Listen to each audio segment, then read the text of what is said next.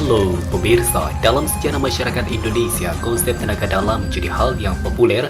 Jika sedikit melihat representasi tenaga dalam di layar kaca, beragam tenaga dalam kerap digunakan oleh para aktor seperti untuk melindungi diri, membantu sesama, dan beragam fungsi lainnya.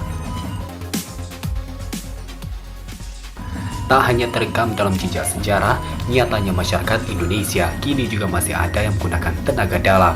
Contohnya penggunaan tenaga dalam oleh Praka Budiono sebagai anggota Kopassus TNI untuk menemukan korban longsor di Bogor baru-baru ini. Dengan tenaga dalam yang ia kuasai, Budiono berhasil menemukan titik korban longsor terpendam.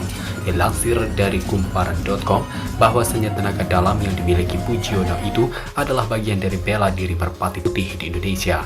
Merpati Putih merupakan perguruan bela diri yang berada di bawah payung besar Pencak Menurut Ian Douglas Wilson dari Murdoch University, Pencak adalah jenis bela diri asli dari beberapa etnik di Melayu yang mendiami daratan utama dan kepulauan di Asia Tenggara.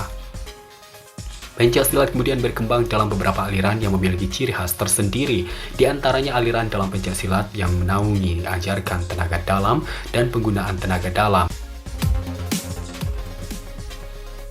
Berikut 7 aliran silat ajarkan tenaga dalam di Indonesia. Yang pertama, Persaudaraan Setia Hati Ternate atau PSHT. PSHT telah ada di Indonesia sebelum Indonesia merdeka. Aliran pencaksilat ini didirikan tahun 1903 oleh Ki Ngabei Suromir Harjo atau yang dikenal dengan Eyang Suro. Mulanya Eyang Suro menamakan aliran pencaksilat Joyo Gendilo Cipto Mulyo. Pada tahun 1917, ia baru mendirikan perguruan silat bernama Persaudaraan Setia Hati di Desa Winogo, Madiun, Jawa Timur. Namun setia hati berarti sebuah kesatuan tunggal dalam hati dan pikiran manusia yang berorientasi pada Tuhan. Sementara teratai atau yang bermakna bunga teratai adalah sebuah jenis dari keindahan dan keanggunan bunga yang dapat bertahan dimanapun. PSHT mengutamakan persaudaraan antar manusia dan juga kombinasi antara ajaran spiritual dengan gerakan pencaksilat.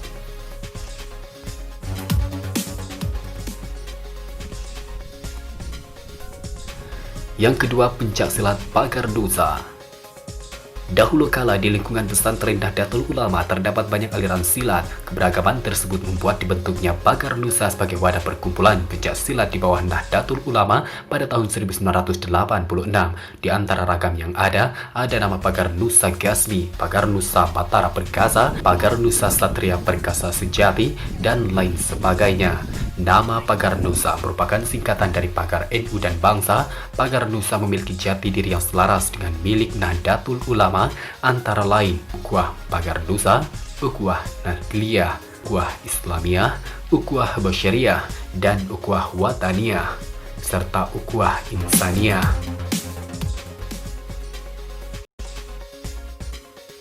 Yang ketiga, pencaksilat Putra Kerasakti. Pencaksilat Kerasakti didirikan oleh R. Totong Kim Darto pada 1980 di kota Madiun. Pencaksilat ini mengajarkan kungfu atau kuntao serta jurus kera aliran utara dan selatan. Sang pendiri mempelajari gerakan tersebut dari pendekar aliran kungfu Cina yang ada di Indonesia. Dalam beberapa pencaksilat, tingkat keahlian pelaku biasanya diukur dari sabuk yang dimiliki. Hal itu sama dengan pencaksilat Putra Kerasakti. Di dalam metode latihan pencaksilat Kerasakti terdapat 5 tahapan penting untuk mencapai tingkatan tertinggi, mulai dari tingkatan dasar 1, tingkat dasar 2, warga tingkat 1, warga tingkat 2, dan warga tingkat 3. Yang keempat, pencaksilat Perisai Diri.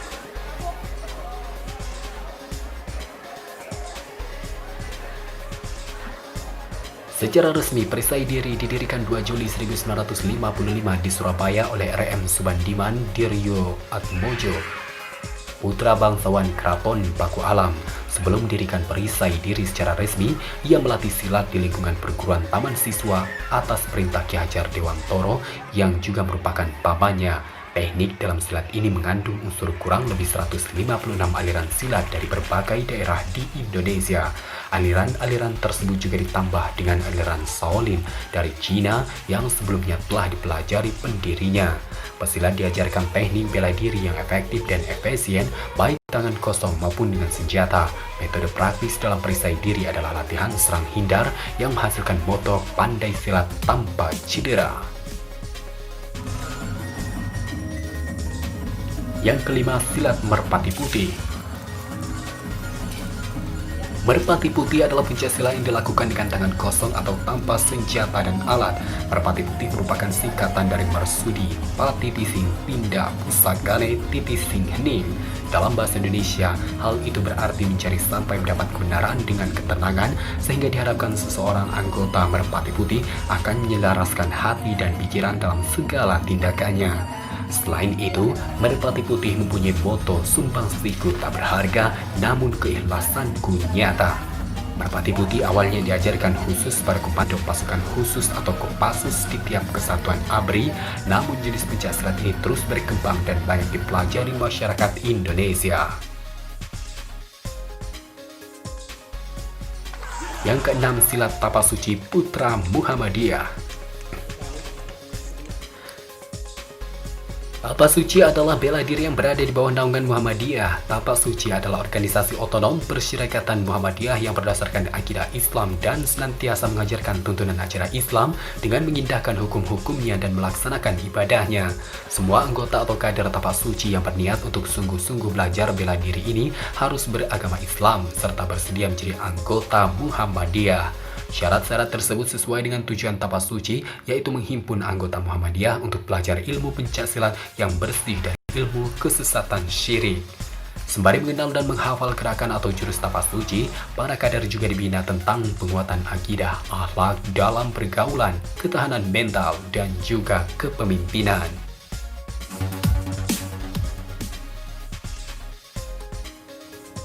Dan yang ketujuh, pencaksilat Cimande.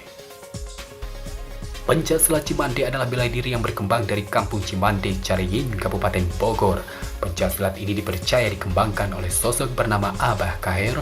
Pencaksilat Cimande adalah bela diri yang mengandung nilai-nilai norma-norma dan perilaku yang dijunjung tinggi serta diwariskan oleh leluhur Cimande. Di dalam kehidupan keluarga besar pencaksilat Cimande terdapat talek yang merupakan kode etik yang harus ditaati dan ditepati oleh pesilat. Di antara isi talek antara lain harus taat kepada Allah dan Rasulnya, jangan melawan kepada ibu dan bapak serta orang yang sudah tua, jangan melawan kepada guru dan ratu, dan lain sebagainya. Di antara jurus yang paling populer dari pencaksilat Cimande adalah jurus pemacan atau gerakan seperti macan.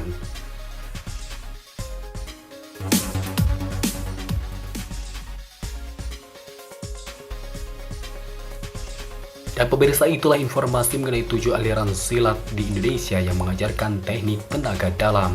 Jangan lupa untuk like, share, dan komen, serta subscribe channel ini agar Anda mendapatkan informasi untuk menambah wawasan pengetahuan Anda. Terima kasih dan sampai jumpa.